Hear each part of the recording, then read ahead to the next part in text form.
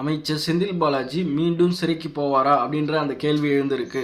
அது காரணம் என்ன அப்படின்னு பார்த்தீங்கன்னா, வெளிவந்த சில நாட்கள்லேயே வந்து பார்த்தீங்கன்னா அவருக்கு அமைச்சரவையில் இடம் கிடைச்சிச்சு. அதுவும் அவர் வகித்த மதுவிலக்கு ஆயத்துறை மற்றும் மின்சார வாரியம் இந்த துறையிலே வந்து மீண்டும் அமைச்சராக்கப்பட்டார்.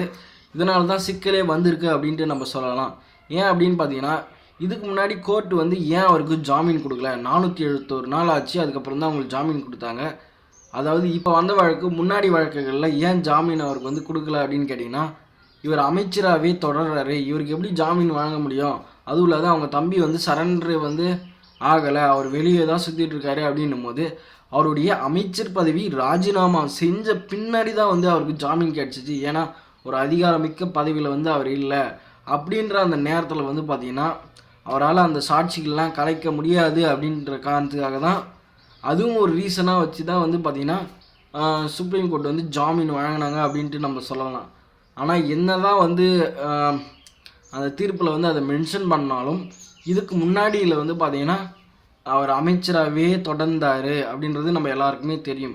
இப்போது அதனால் செந்தில் பாலாஜிக்கு எதிராக சுப்ரீம் கோர்ட்டில் இதுக்கு முன்னாடி வழக்கு போட்டிருப்பாங்க பார்த்தீங்களா, அந்த எதிர்த்தரப்பினர் மீண்டும் போய் என்ன பண்ணியிருக்காங்கன்னா சுப்ரீம் கோர்ட் வாசலில் போய் நின்று இருக்காங்க.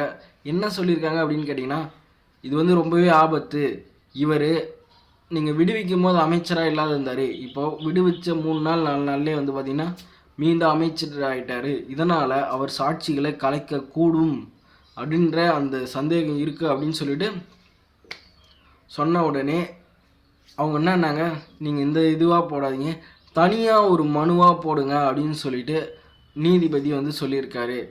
இதை வந்து அவங்க வந்து என்ன பண்ணுறாங்கன்னா என்டர்டெயின் பண்ணுறாங்க.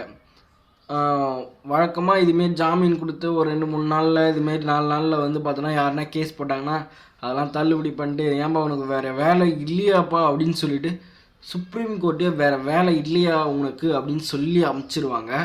ஆனால் இந்த முறை என்ன பண்ணுங்கள், தனியாக ஒரு மனுவாக போடுங்க, விசாரிக்கிறோம் அப்படின்னு நம்ம சொல்கிறத பார்த்தா தான் ரொம்பவே பயமாக இருக்குது. இதன் காரணமாக வந்து பார்த்திங்கன்னா அவர் மீண்டும் ஒன்று அமைச்சராக இருக்கக்கூடாதுன்ட்டு சொல்லலாம், இல்லைனா மறுபடியும் சிறைக்கு போகலாம்னு சொல்லலாம் அப்படின்னு சொல்லிட்டு எதிர்த்தரப்பினர் பார்த்துட்ருக்காங்க. என்ன ஆகும் அப்படின்னு சொல்லிட்டு கோர்ட்டில் கேஸ் வந்து ஹியரிங் வந்தால் தான் தெரியும். அது வரைக்கும் நம்ம வாட்ச் பண்ணிகிட்டே இருப்போம். ஆனால் செந்தில் பாலாஜி அவர்கள் மீது வந்து பார்த்திங்கன்னா ஒரு கத்தி தொங்கிட்டே இருக்குது அப்படின்றத நம்ம பார்க்கணும். அது மட்டும் இல்லாமல் செந்தில் பாலாஜி அவர்களுடைய வழக்கு ரொம்ப பெரிய வழக்கு. ஏன்னா அதில் வந்து பார்த்திங்கன்னா 2000க்கும் மேற்பட்ட அக்யூஸ்டுகளை வந்து சேர்த்துருக்காங்க.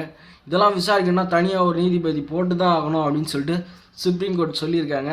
அதனால் தனியாக ஒரு நீதிபதி இருக்கும்போது அடிக்கடி அவர் ஆஜராகிறது, அதுவும் இல்லாமல் இதுமாரி செய்திகள்லாம் அவரை பற்றி எப்பயுமே ஒரு கரண்ட்டில் அண்ணன் இருந்துட்டு இருப்பார் அப்படின்றத நம்ம இந்த வீடியோ வாயிலாக உங்களுக்கு நான் தெரிவிச்சுக்கிறேன்.